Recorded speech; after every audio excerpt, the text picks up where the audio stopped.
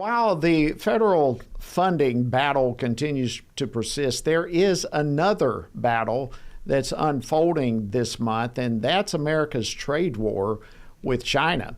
While President Trump has paved the way for at least moderated peace in the Middle East, when it comes to America's trade war with China, he's making it very clear that he's prepared to go toe-to-toe with the communist nation if it makes major escalations like the one they did last week.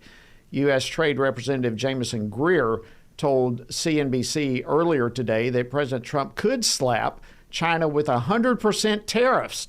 He could do that on November 1st or even sooner, depending on Beijing's next move. I think a lot depends on what the Chinese do. They are the ones who have chosen to make this major escalation. And like I said, our agreement was we're going to keep our tariffs low if you keep the rare earths flowing. They're now saying that they're going to control more rare earths and downstream products. And so it makes sense that, we can raise our tariffs. Wow. So what will or what might China do next? Joining me now to discuss this is Congressman Burgess Owens. He's vice chair of the House Education Workforce Committee. He represents the 4th Congressional District of Utah. Congressman Owens, great to see you again. Welcome back to Washington Watch. Hi, Jody. Looking forward to chatting with you once again, my friend, for sure. All right. So, I guess you can look at this two different ways. Some people might say that the U.S. is at a disadvantage because we have so much imports from China. Others say China is at the disadvantage because they need the U.S. as their largest consumer. But it's almost as if China is testing President Trump to see how he might respond to their escalation. What do you think of all this? Well, Jody, you have to understand the communist mindset. They're bullies. They will take advantage of it any way they can. That's what they do. It's a muscle memory with them. They're finally dealing with a president who's been made for this day. It is amazing. We have a president who's a genius when it comes down to business, to negotiating, and you put on top of that, he loves our country dearly. So he wants to make sure that his legacy is what we do to make sure that this American people are not only protected, but allowed to live the American dream. So up to this point, you just have to wonder, how in the world did we get here? What kind of leadership do we have to put us in a position that we can be held hostage for everything that really matters, rare earth, pharmaceuticals, you name it. And what President Trump is pretty much saying is that we have one thing that no other country has, a remarkable middle class. It is very, very valuable. It's what every country wants to take advantage of or to be able to benefit from. And he's simply saying, you know what, guys, if you want to do that, that's fine, but pay for it. We have a product that we want a good return on investment. If you want to have access to our consumer base, our investor base, then we're going to make sure you pay for that. And so it's a win-win. You benefit from taking to access. We benefit because we do have the product that everybody wants. So I'm excited about being around to see this happen, Jody, as well.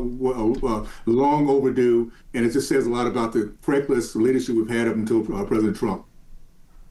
Yeah, I think that's a point well taken, Congressman. I mean, the president certainly is sticking to his belief of peace through strength. And there's no question that that belief system has certainly been working for him. But at the same time, he is a peacemaker, so he doesn't want war. In fact, his team, as I understand, even right now, is in talks with China, trying to avoid any escalation in all of this. So he sounds pretty positive on how things are going. So what are your thoughts on all this?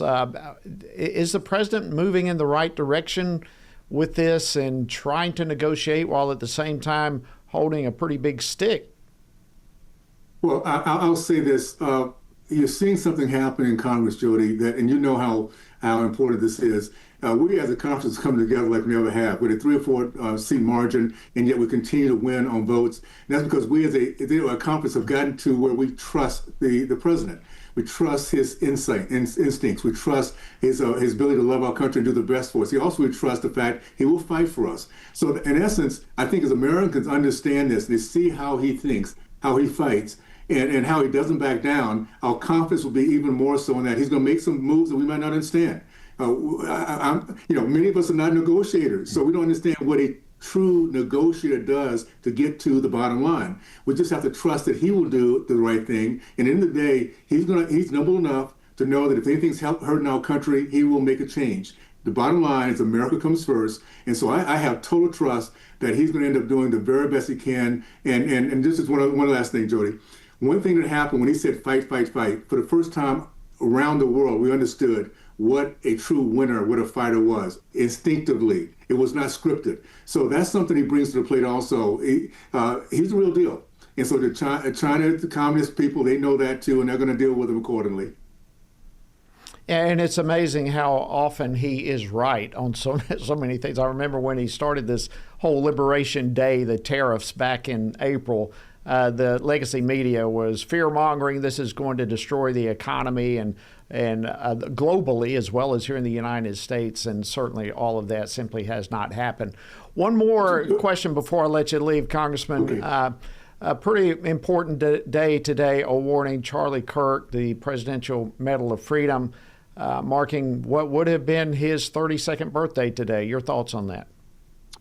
You know, there was only one Charlie Kirk, and many of us realized that the power he had after we lost him.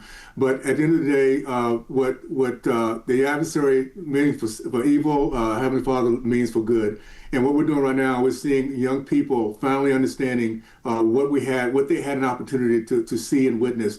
And we're getting back to understanding that we have to have these conversations, tough conversations. We also understand we need to make sure we're educating our kids to have enough confidence that they can have conversations that might not be comfortable and still be respectful. That is the message of Charlie Kirk. And I'm just thankful that we had a chance to see the impact of this young man, 31 years old.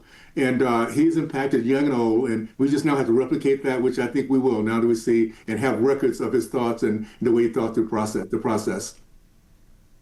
Yeah, it is amazing. I know it was a very difficult day, as well as a day of great honor for his wife, Erica, to be a part of that award ceremony. What an amazing man he was in every way. Thank you so much, Congressman Burgess Owens of Utah. Jody, his legacy moves on, and we'll see that in the generations to come. So I'm excited to see that and be part of it. So thanks so much for that process, for the opportunity to speak on this, for sure. I am as well. Thank you, Congressman Owens. Always great to see you.